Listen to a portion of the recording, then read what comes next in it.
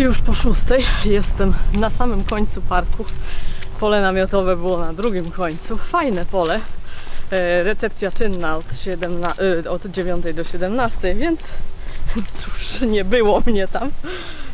Było trochę ludzi, robili jakieś grille, ale spokojnie. I fajne pole, bo w lesie, także ładnie tam było. Rozbiłam się pod modrzewiami na takim najwyższym kwadraciku, bo były usypane kwadraty do rozbijania namiotów na okoliczność ulewy. To bardzo miło.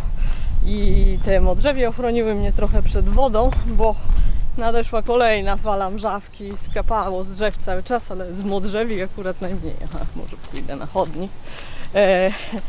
Więc dosyć fajny nocleg.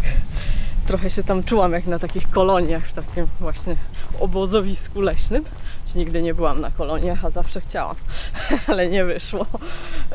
Raczej już tego nie odrobię, ale staram się. Masa ludzi w tym parku jest. Tu w ogóle są koszary i jakaś baza wojskowa, także samoloty huczały do późnego wieczora i teraz mnóstwo ludzi trenuje. Wszyscy biegają i dobrze im idzie, naprawdę, tak fajnie biegają szybko. Za ten czas, co ja tu doszłam, to mnie ci sami ludzie ze 2 lub 3 razy minęli. A jest straszna paruwa. W łazience ściany ociekały wodą z kondensacji. Tak bardzo jest dużo wilgoci, a ściany chłodne, więc po prostu leje się woda. Wypłukałam koszulkę w łazience, bo jest tak obrzydliwa. Chciałabym zrobić więcej prania, ale jest zbyt wilgotna i ona mi nie wyschnie. No, także i dziś 40 km muszę zrobić, bo za 2 dni chcę być w wywiacie na szlaku na Ubaridake. Szlak na Ubaridake na pewno istnieje, jakby jest we wszystkich aplikacjach, więc musi być. I to jest taki długi odcinek, chyba 60-kilometrowy, więc fajnie, cieszę się i bardzo chcę spać pod tą wiatą, a mam tam jeszcze 77 km i mam zamiar zrobić to w 2 dni, więc no muszę zasuwać.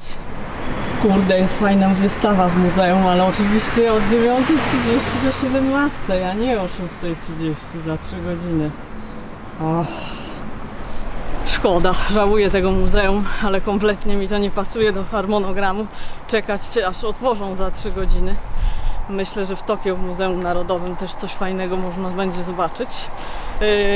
Ta wystawa dotyczy kultury Jomon, czyli tej najstarszej kultury na Wyspach Japońskich. Kultury, której geny noszą prawie wszyscy, którzy tu mieszkają. Ale to była tak starożytna kultura, że jeszcze przed Ainami. O Ainach zaczyna się mówić dopiero kiedy kolejna kultura przybyła z Azji i po prostu połączyli się z nimi. Wtopili się, stopili w jedną ludność. I potem dużo później właśnie przybyli Japończycy i oni również połączyli się z Jomonami, więc jakby te geny przetrwały i noszą je wszyscy, którzy tu mieszkają, no prawie, z wyjątkiem imigrantów. Ale tak, no to jest ta najbardziej starożytna kultura, więc najbardziej mnie ciekawi, ale co zrobić? Czekam na następne muzeum. Patrzcie, co mam. Kola z automatu zimna. Dostałam właśnie od człowieka spotkanego na ulicy. Tak mi się podobało to, co robię, że postawię mi kolę.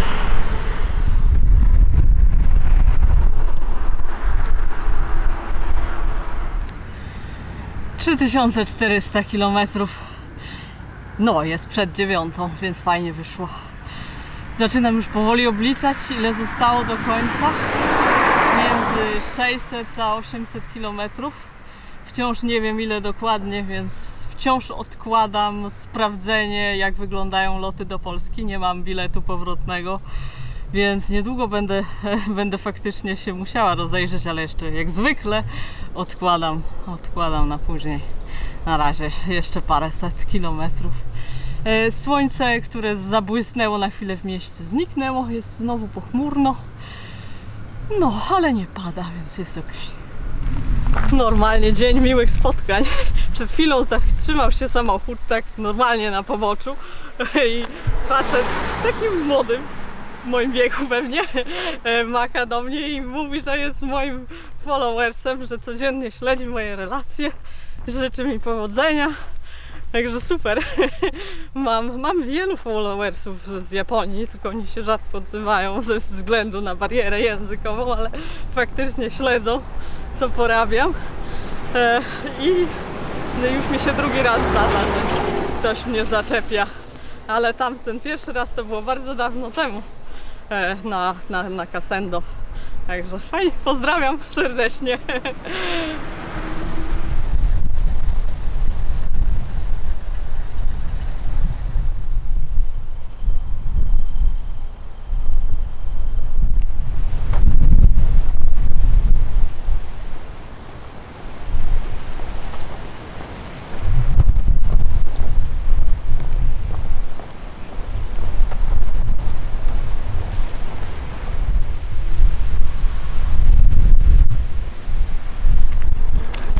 Ciężkie jest życie hajkera.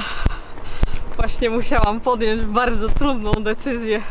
Spotkałam kolejną przemiłą osobę, panią z tej wsi, w której teraz jestem, która zaprosiła mnie na noc do siebie. To jest 14:15, znaczy teraz to już 30. I odmówiłam. Ale to było takie trudne, bo mogłabym się umyć i wyprać wszystko i w ogóle byłoby pewnie fajnie. Ale muszę przejść te 42 chyba wyjdzie kilometry, żeby do tej chatki dojść. Oczywiście mogłabym rozłożyć to na 3 dni zamiast 2 i zrobić sobie wolne, ale nie wiem, nie potrafię. Chciałabym już też kończyć powoli ten szlak, no i nie pada deszcz. I każdy dzień, kiedy nie pada deszcz, jest bezcenny.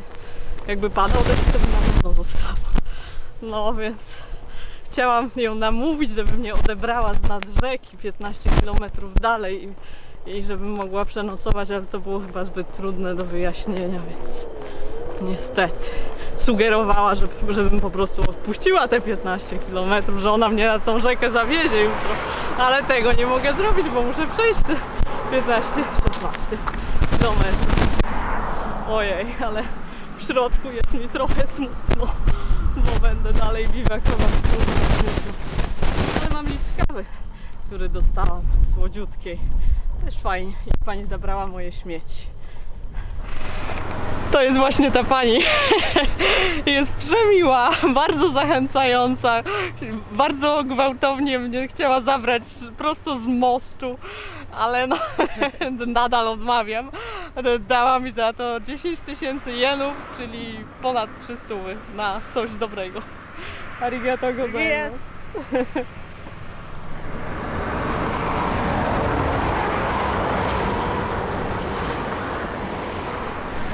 42,5 km zrobione, jestem na biwaku.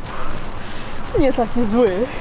Parking jest po drugiej stronie ulicy, między moją drogą a autostradą. Mam widok na autostradę, autostrada ma widok na mnie, ale nie sądzę, żeby to był problem.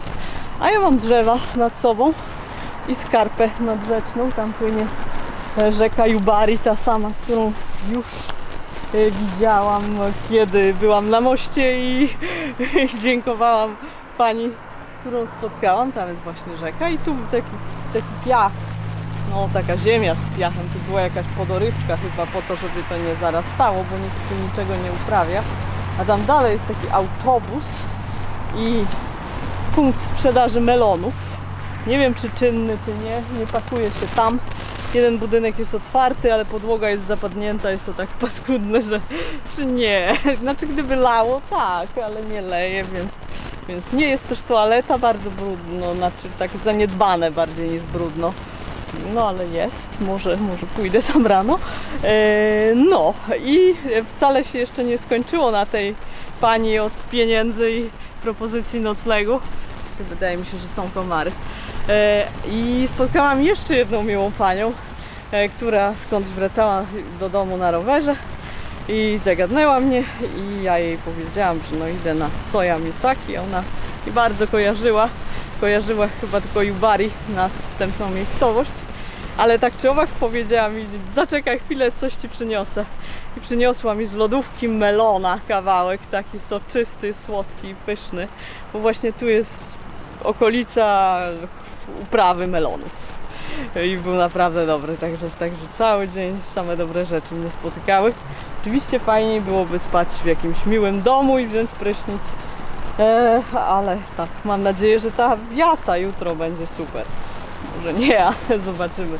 Udało mi się też zrobić pranie i tutaj na gałęzi schnie moja bluza. Nie jest sucha i nie będzie. Jutro dopiero, ale fajnie, bo już tak po prostu śmierdziała, że było obrzydliwie ją zakładać wieczorem. Mam jeszcze przecież trzecią bluzkę, mam t-shirt, to biorę go. Także fajnie, bo była łazienka z mydłem, więc fajnie. Zwłaszcza ten kołnierz tutaj, bo on jest z podwójnego materiału. On nasiąka potem, bo są tak gorące noce, że się cały czas poce i po prostu się zrobiło tak ohydne, że już nie mogłam. No to rozbijam namiot i na jutro zostało mi chyba tylko jakieś 36 km, więc tylko tyle, ale będzie pod górę, bo to już będzie szlak. Dobranoc. Kolacja dziś nie garmażeryjna, tylko we własnym zakresie. Jest to udon z tuńczykiem i trochę wiórków serowych do tego dodałam i ketchup. Udało mi się taki mały kupić, także fajnie. I czekolada na deser, także dziś dosyć skromnie. To teraz już naprawdę dobranoc.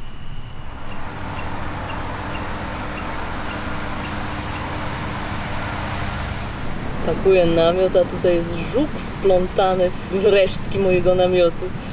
On się tak wplątał, że ma szyję uwiązaną, więc już wyjęłam scyzoryk i muszę go odciąć, tak żeby mu głowy nie odciąć, tylko te nitki. Jedną ręką trudno, a mój scyzoryk nie jest już też taki ostry. Kurczę. Udało mi się go wyciąć, ale nie udało mi się odplątać całej tej dynemy, w którą on się wplątał. Nie potrafię tego zrobić, on jest tak nią okręcony. To są takie drobne niteczki. Kurde. Sorry, no. Niepotrzebnie tam wlazłeś. A to w ogóle, co to jest?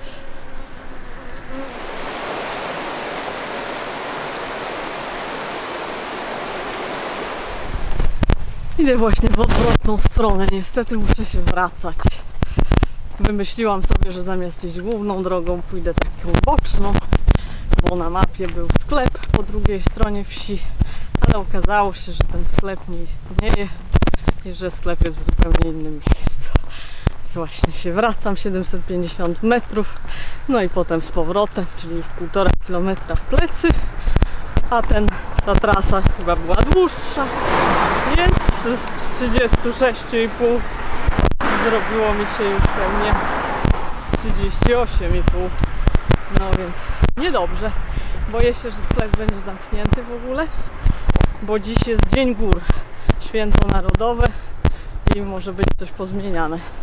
No ale to się okaże za chwilę. No jest czwartek, no całe szczęście. Zakupy na 2,5 dnia są mi potrzebne, więc tak, cieszę się, że jest. Żeby nie nosić niepotrzebne, zjem od razu w sklepie. Tu mam herbatkę, bo w sklepach zdarzają się czajniki z wrzątkiem, tutaj. Dopiero zużył swoje zapasy torebek herbacianych, żeby ich nie nosić, żeby nie pojechały do Polski, bo ostatecznie rzadko gotuję.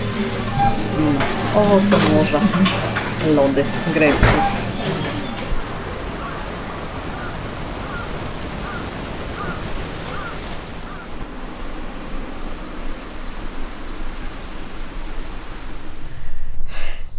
Znowu dostałam 2 butelki, jedno to elektrolit i drugie to cola.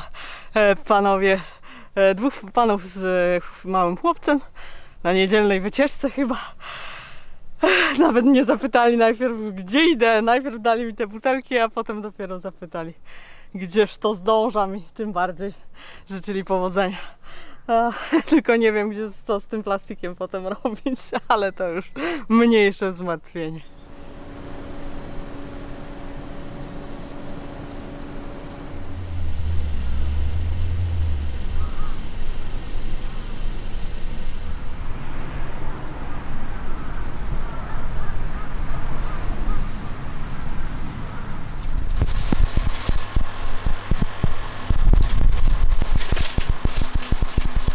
No rób kluczowej.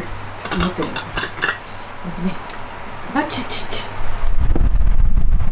Macie de jaro to mamy tak. Witajcie w japońskim domu. Dzień się potoczył inaczej niż się spodziewałam. Z mojego planu ogólnie rzecz biorąc nici, arigato, okazało się, że na szlak nie da się dojść, bo żeby dojść na szlak trzeba przejść przez most na zaporze, a most jest zamknięty i nie wolno tam wejść. Dowiedziałam się tego od tych miłych ludzi, którzy zaprosili mnie do siebie. Po przejściu 19 km dzisiaj już dałam za wygraną. Stwierdziłam, że no, skoro los kolejny raz mnie zachęca do tego, żebym została, to zostaję i właśnie zabieramy się za wspaniałą kolację. I jestem bardzo wdzięczna i po prostu postanowiłam, że odpocznę. Jutro pójdę dalej naokoło znowu cholernym asfaltem. I obiecałam, że wrócę i pójdę na Yubari-dake za rok albo za 2 i wejdę na tą górę, jak już skończą ten most. Oby tak było. No, także nie pozostaje mi nic innego, jak po raz kolejny w tym wspaniałym kraju powiedzieć arigato gozaimasu i zabrać się za jedzenie, bo wygląda pysznie.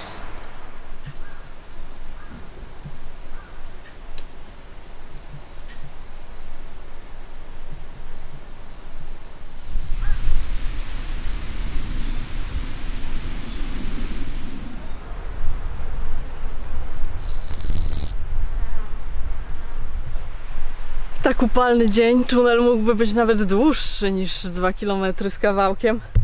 W środku było fajnie chłodno, to był tunel Shuparu, a to jest Shuparu Lake, nad którym byłam wczoraj z moim gospodarzem i tam jest właśnie Yubari-dake, na który niestety nie wejdę. Chyba chodzi o to, że jezioro znaczy zaporę podnieśli poziom wody i zmyło drogę razem z tym mostem, który tu był starym i budują wyższy most po prostu i nie jest on oddany do użytku. No i mówią, żebym tam na pewno nie szła, bo jest zamknięte i policja tylko może mnie za to zgarnąć. No a szlak jest nieużytkowany, bo ten most już budują długo, więc też może być w złym stanie. I że na pewno nie, i że na pewno muszę iść naokoło. No więc idę naokoło. Gościna była cudowna. To byli naprawdę wspaniali ludzie. Powiedziałam im, że wrócę, że przyjadę znowu na Hokkaido i że wejdę sobie na Yubari-dake i zresztą też na Shibetsu-dake. Byłoby fajnie, to jest druga taka góra w tym paśmie. Chyba nawet wystaje jej kawałek na horyzoncie. No i chciałabym też na półwysep Shiretoko pojechać, więc są powody, żeby tu wrócić. No szkoda, że ta wędrówka teraz tak wygląda, że walę tym asfaltem, ale jak widzicie nie ma innych opcji. Żadnych takich dróg leśnych tutaj nie ma. Są takie krótkie, urywające się w dolinkach, tylko od wycinki lasu, ale one nie mają kontynuacji. No więc nie ma jak przejść przez te góry. Jest tu naprawdę dziko. Dzisiejszy odcinek i jutrzejszy też będzie bardzo dziki. Po drodze nie ma żadnych wsi. To jest taki totalnie dziki interior Hokkaido, tylko niedźwiedzie tu mieszkają. No i turyści przejeżdżają popatrzeć na widoki. Dużo motocykli i też samochody. No i tam parę domów jest chyba w połowie drogi i jest druga zapora, nad którą mam zamiar biwakować dzisiaj. Dlatego pozwoliłam sobie wyjść dosyć późno, o 8:10,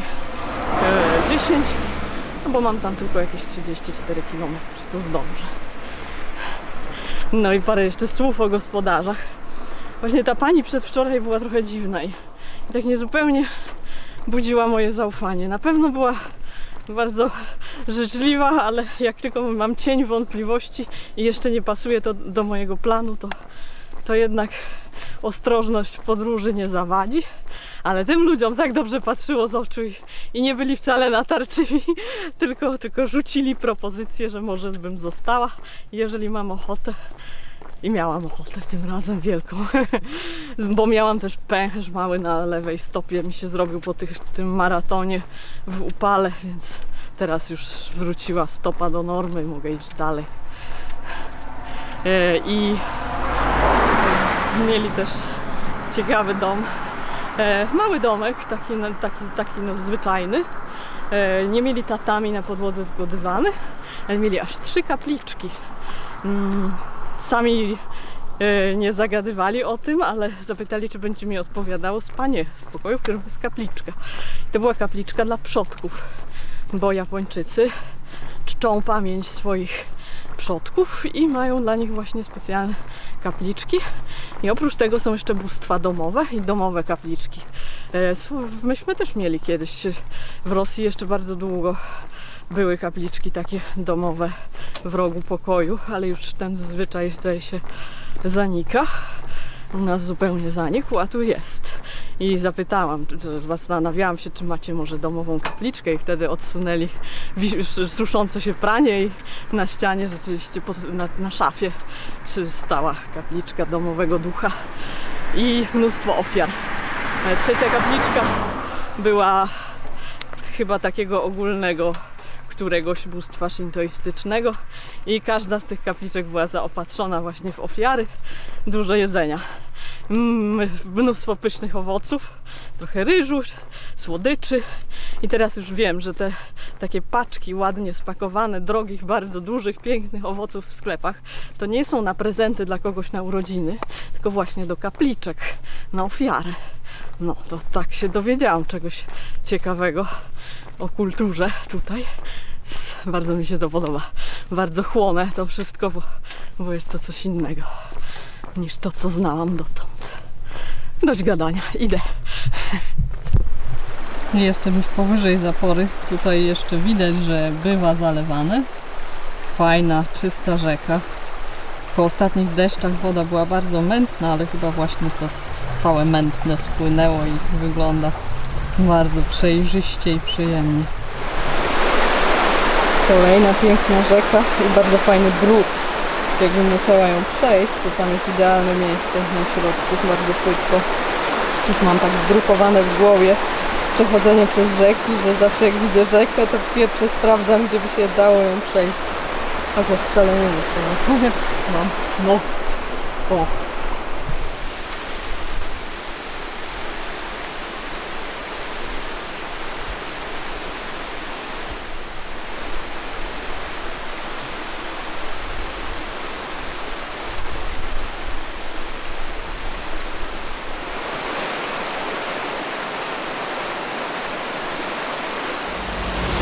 Śniadanie było tak obfite, że nie zgłodniałam tak jak zwykle koło 10, tylko dopiero po 11, więc dopiero teraz przerwa.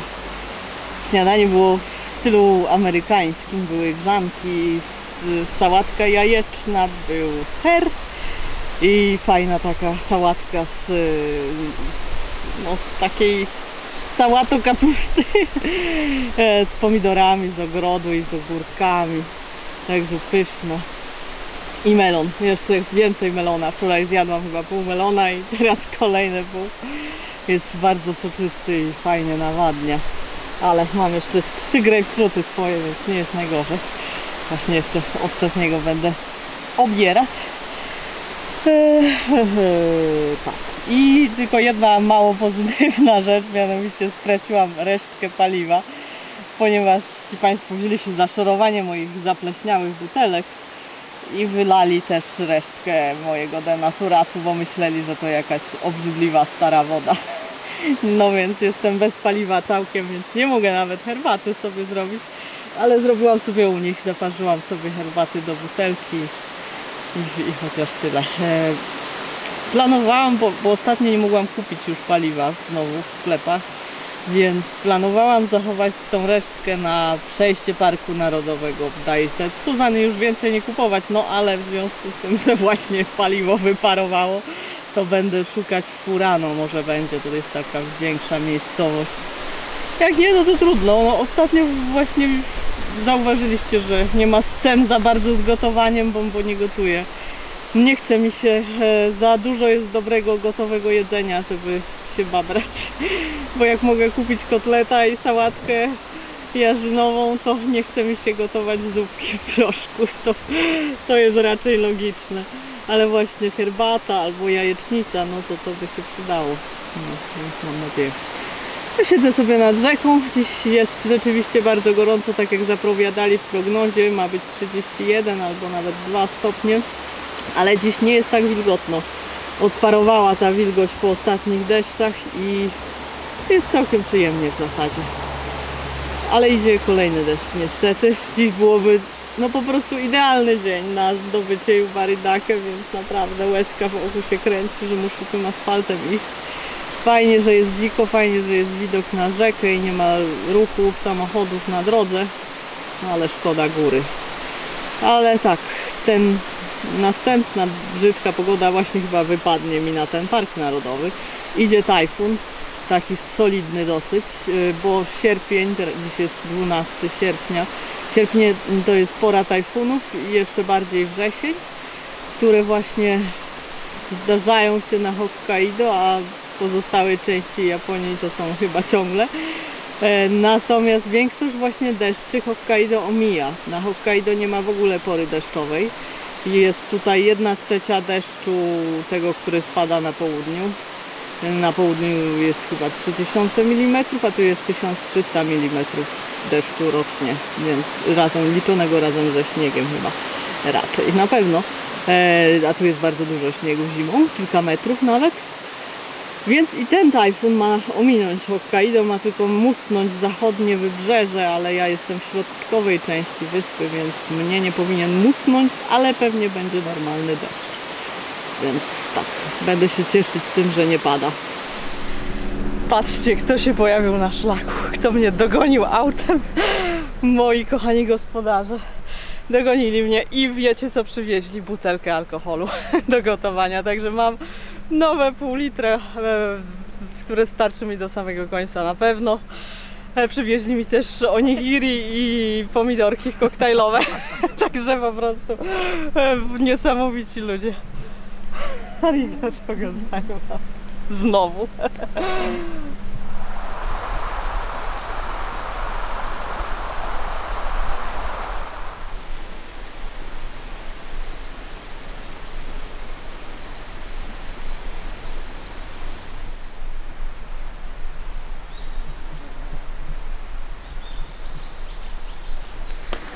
No i co, całkiem dziko tutaj. Lisy już się w ogóle nie boją ludzi, tylko odbiegają i za chwilę wracają na drogę. Fajne ludzielce. Niedźwiedzi nie ma.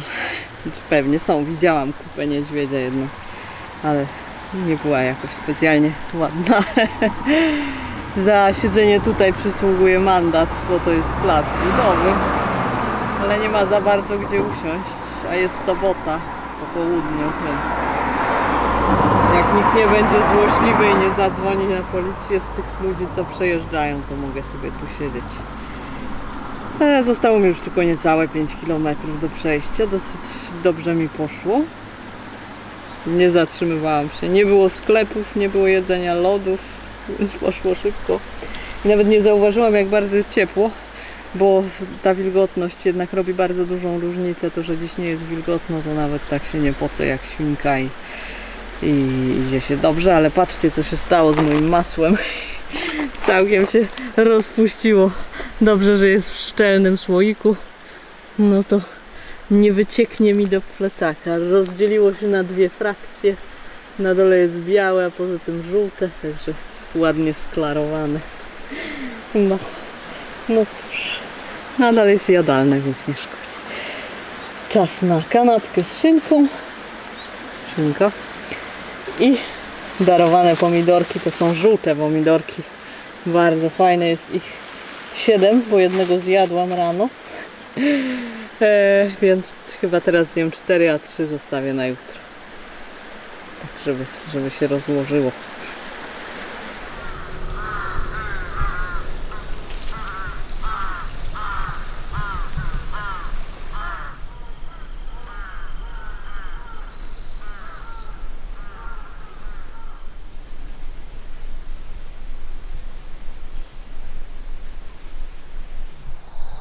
Jestem już na swoim z góry upatrzonym miejscu i znowu coś jest nie tak, czyli są roboty drogowe i powiększanie zapory Na mapach CZ był tu parking i toaleta. Na mapach Google podejrzanie nie było nic. I Google miał rację. Na drodze był znak, że tu było pole namiotowe dawniej, ale droga jest zamknięta i pole namiotowe zostało zlikwidowane. Po żadnym budynku nie ma już śladu. Są tylko koparki. Także tutaj też oczywiście jestem nielegalnie, ale nie było nic po angielsku. Było tylko po japońsku zamknięte. Także myślę, że się po prostu rozbije gdzieś tutaj.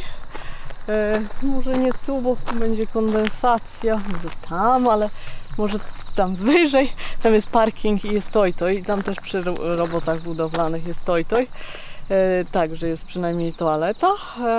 No i mam wodę, ponieważ niespodziewanie za kolejnym tunelem krótkim była toaleta przy jakimś budynku infrastrukturalnym. Było napisane, że woda nie do picia, no ale w każdym razie uzupełniłam zapasy. Zawsze mogę przefiltrować, choć myślę, że nie będzie mi się chciało. Takie schodki są też zamknięte. Grożą zawaleniem, czyżby?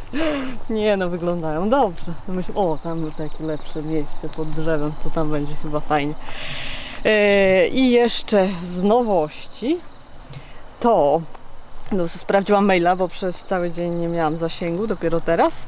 Także poszedł Instagram i sprawdziłam maila i dostałam dość dziwnego maila od tej pani z poprzedniej propozycji noclegowej, tej, której się obawiałam trochę i rzeczywiście to brzmi dziwnie, jakieś wyślij mi zdjęcie, na świecie są źli ludzie, współczucie nie jest dla ludzi. Oczywiście może to być kwestia tłumaczenia z japońskiego na angielski, ale ten mail brzmi bardzo dziwnie i nie zamierzam na niego odpisywać. No, także tak, dziwni ludzie też się zdarzają, bo też my pewnie w wielu relacjach są same ochy i achy, że wszyscy są wspaniali, ale nie zawsze. Jestem bardzo wdzięczna za te 300 i za propozycje, ale to było zbyt dziwne, zbyt natarczywe.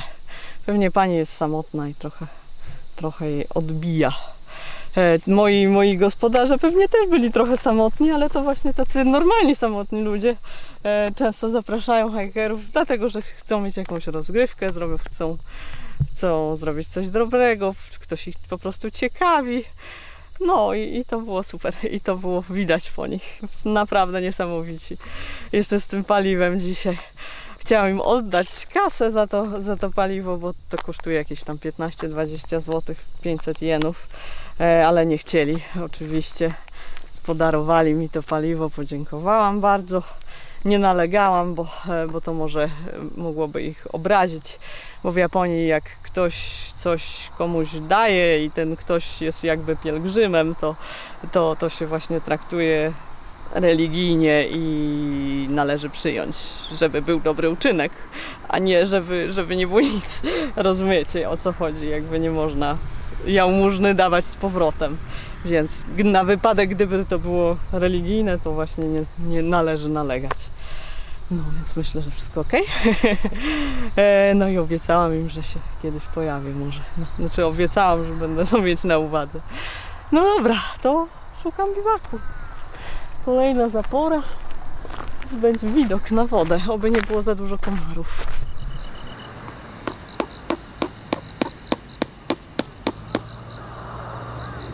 No cóż, rozbiłam się na parkingu pod tym toj-tojem, bo niestety pod drzewami nie jest płasko, jest po prostu skos wzdłuż schodów, a potem od razu jest wyasfaltowany chodnik, no więc trudno. Jestem na parkingu, jest tu parę chusteczek. No, ten toj-toj też jest bez szału, raczej bym tam nie jadła drugiego śniadania.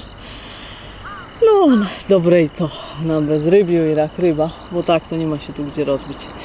Tam na dole, no mogłabym, ale byłoby mnie widać z drogi, ktoś mógłby się czepiać, bo droga zamknięta, a ten parking jest tak na granicy zamkniętego. Wjechać się tu nie da, bo wjazd jest z innej strony, ale wejść się daje jakby, myślę, że jest ok.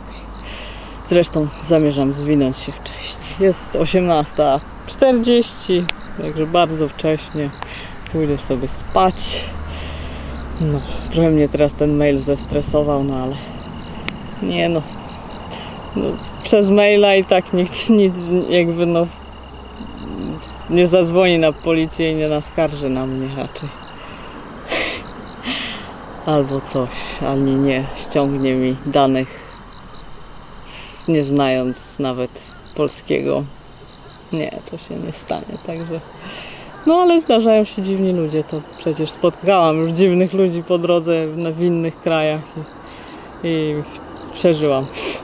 To jest po prostu pierwszy raz w Japonii, jak ktoś jest dziwny. No tak, że nie ma tu zbyt wielu takich dziwnych ludzi. No dobra, to dobranoc.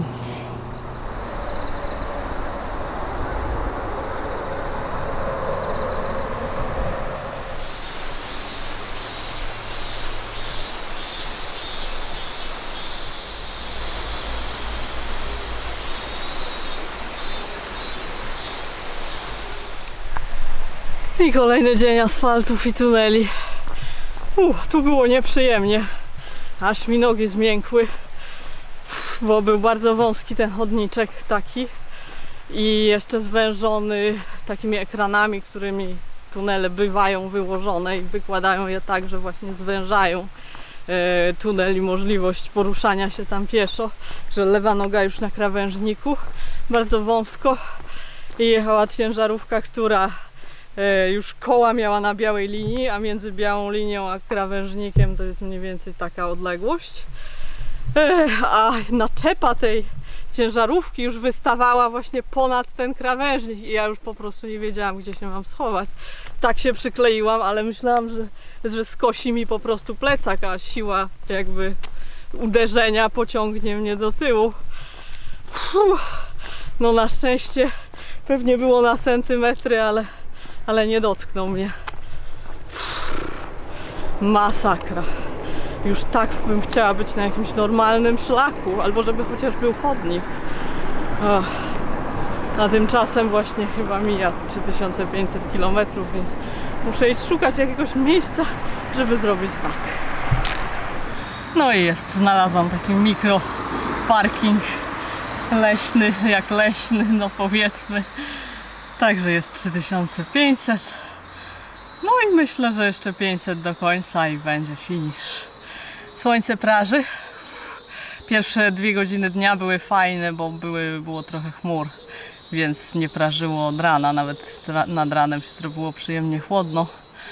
No a teraz już tak jak zwykle. No jeszcze z 15 km tego ruchliwego odcinka. Po drodze będzie wodospad. Mam nadzieję, że w toalecie będzie woda, bo mam tylko 1,5 litra już. A potem skręcam na jakąś mniej uczęszczaną drogę, która mam nadzieję będzie przyjemniejsza.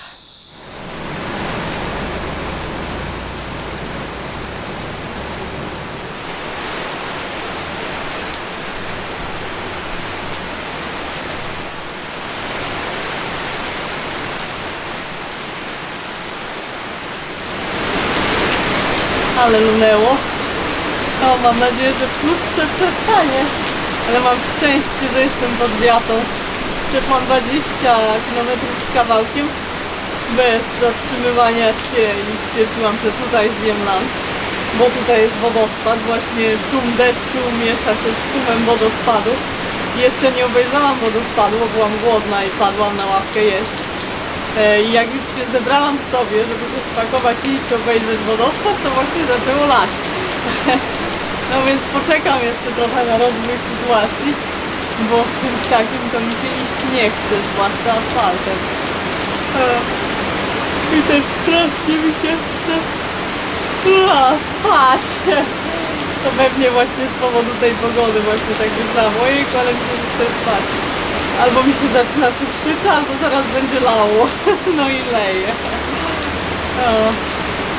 No tak. No leje.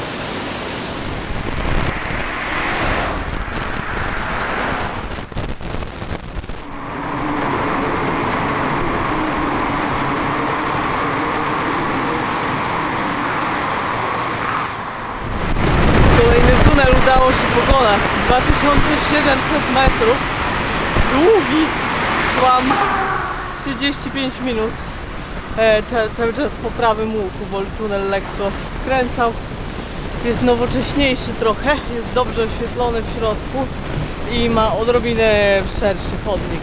Może na metr to nie ma metra, ale tak jest szerszy niż Termarest. To znaczyło, że nie musiałam się tak bać.